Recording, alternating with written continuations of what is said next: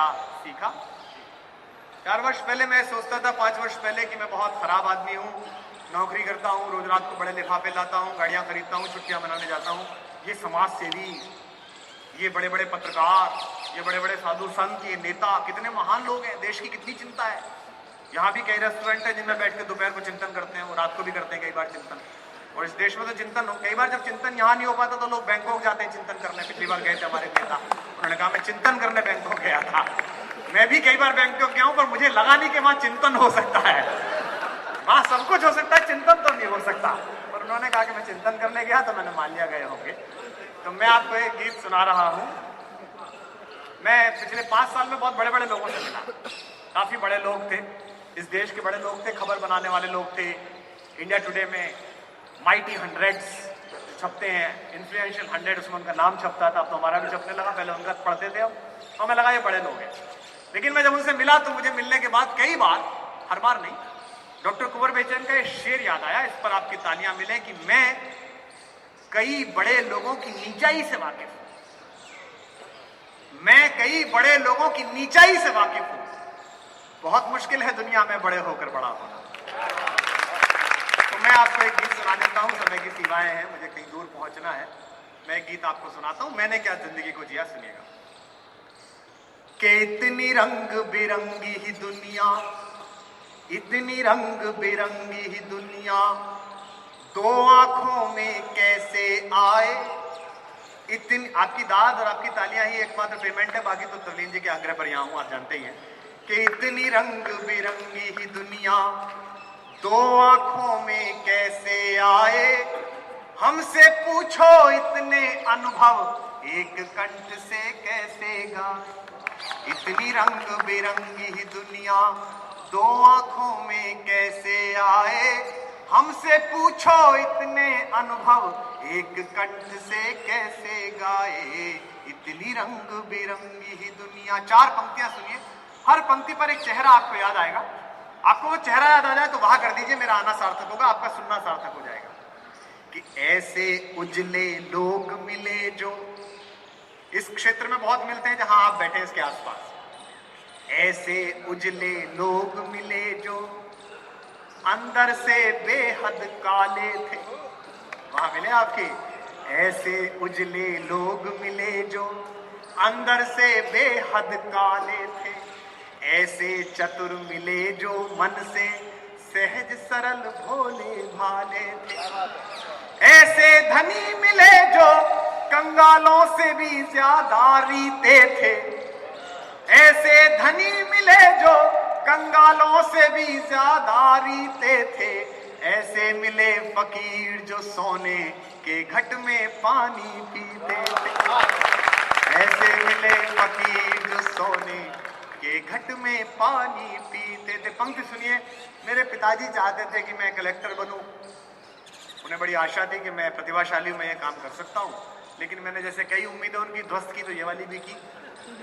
लेकिन आज मैं सोचता हूं कि अगर मैं सिर्फ जिलाधीश बनता तो जहां जहां मैं नौकरी करता वहां वहां मेरा घर होता। लेकिन ये मोहब्बत की शायरी है कि 19 मुल्कों में हजारों शहर ऐसे हैं जहां मेरा घर जैसे लोग हैं, जिनके घर जाकर मैं रुक सकता हूं, मेरे घर के लोग रुक सकते हैं। पंक्ति सुनिएगा। कि ऐसे मिले फकीर जो सोने के घट में पानी पीते थे। मिले पराएपन से अपने, पंक्ति सुनिए। मिले पराएपन से अपने, अपनेपन से मिले पराए। हमसे पूछो इतने अनुभव, एक कंठ से कैसे गाए। इतनी रंग बिरंगी ही दुनिया, 2 आंखों में कैसे। आखिरी बात सुनिए, छोटे गीत लिखता हूं। कि जिनको जगत विजेता समझा। सुबह चैनल खोलिए तो 150 चैनल पर 200 बाबा प्रवचन देते मिलते हैं, और सब एक ही बात कहते हैं, माया छोड़ो।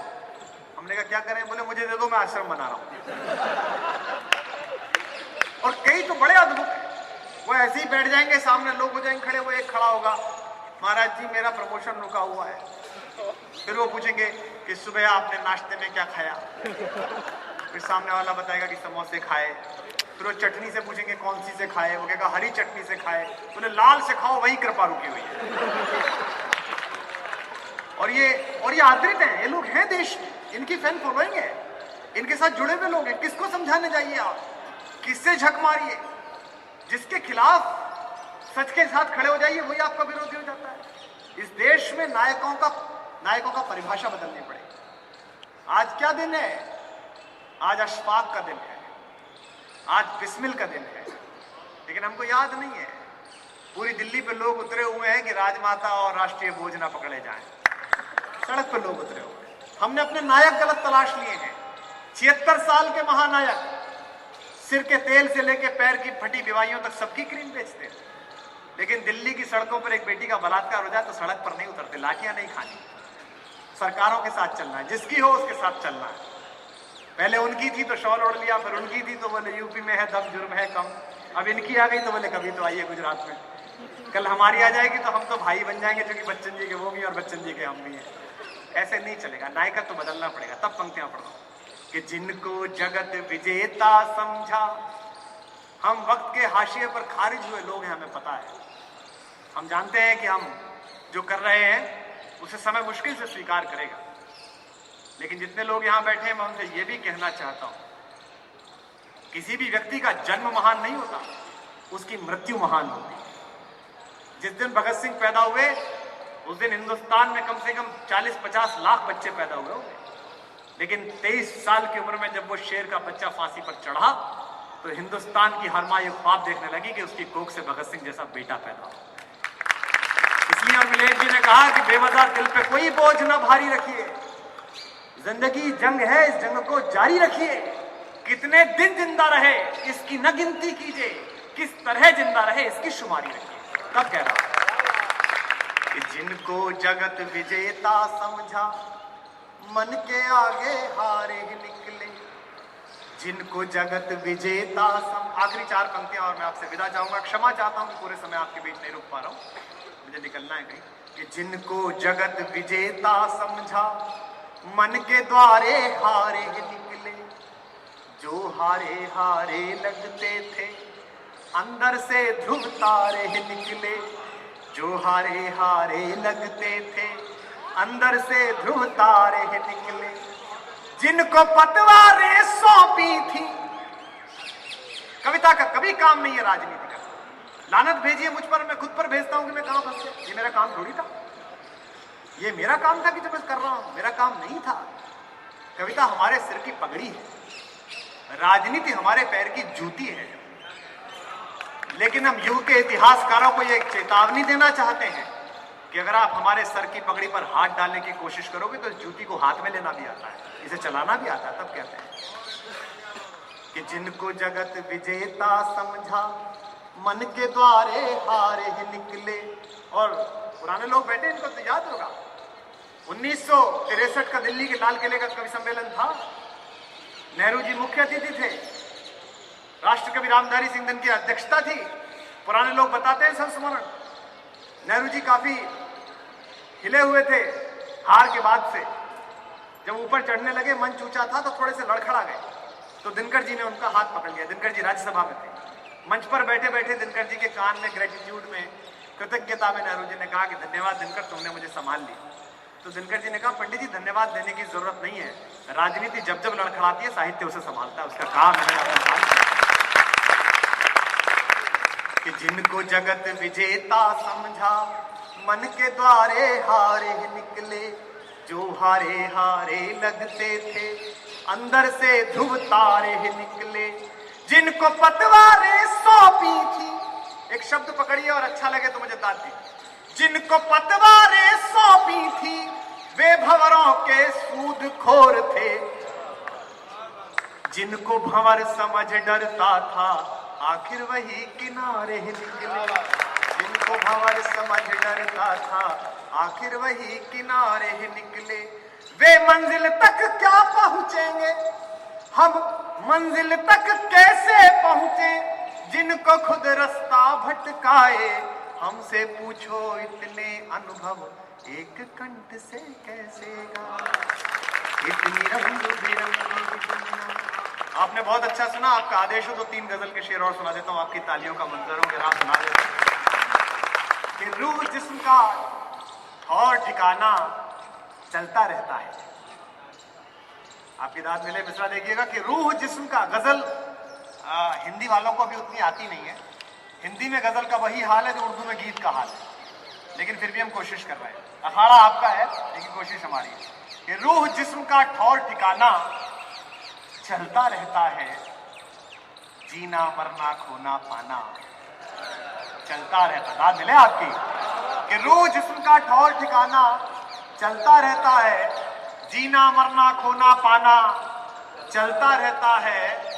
और सुख दुख वाली दर्शन में प्रदर्शन में दर्शन देखिए, फिलॉसफी के एक शेर पढ़ रहा हूं कि रूह जिस्म का ठौर ठिकाना चलता रहता है, जीना मरना खोना पाना चलता रहता है। सुख दुख वाली चादर घटती बढ़ती रहती है। पुराने लोग बैठे, नई जनरेशन के लोग तो 500 मीटर घर से चल के अगर स्कूल बस पकड़ते हैं तो भी कहते हैं बड़ा लाइफ में संघर्ष है, बड़ी स्ट्रगल करनी पड़ रही है। उन्होंने संघर्ष देखा ही नहीं कि क्या है। रूह जिस्म का ठौर ठिकाना चलता रहता है, जीना मरना खोना पाना चलता रहता है। सुख दुख वाली चादर घटती बढ़ती रहती है, मौला तेरा ताना बाना चलता रहता है। मौला तेरा ताना बाना चलता रहता है। और जिन नजरों ने रोग लगाया गजलें कहने का, अहले दिल्ली के हवाले शेर है कि जिन नजरों ने रोग लगाया गजलें कहने का, जिन नजरों ने रोग लगाया गजलें कहने का, आज तलक उनको नजराना चलता रहता है। आज तलक उनको नजराना चलता रहता है। और आखिरी शेर विदा दीजिएगा कि लोग बाग भी, मुझसे लोग कहते हैं कि कुमार विश्वास ने पोइट्री का फॉर्मेट खराब कर दिया। अब उनको तकलीफ ये है कि मैं स्किन माइक से क्यों पढ़ता हूँ, म्यूजिक क्यों साथ में रखता हूँ। ठीक है, कोशिश की तो मैंने अपने खिलाफ इस शेर को स्वीकार किया और मैंने इसे भी एक शेर बनाने की कोशिश की। आखिरी शेर आपकी नजर विदा करें कि सुख दुख वाली चादर घटती बढ़ती रहती है, मौला तेरा ताना बाना चलता रहता है। और जिन नजरों ने रोग लगाया गजलें कहने का, आज तलक उनको नजराना चलता रहता है। और लोग बाग भी आपकी तरह, लोग बाग भी वक्त बिताने आते रहते हैं, अपना भी कुछ गाना वाना चलता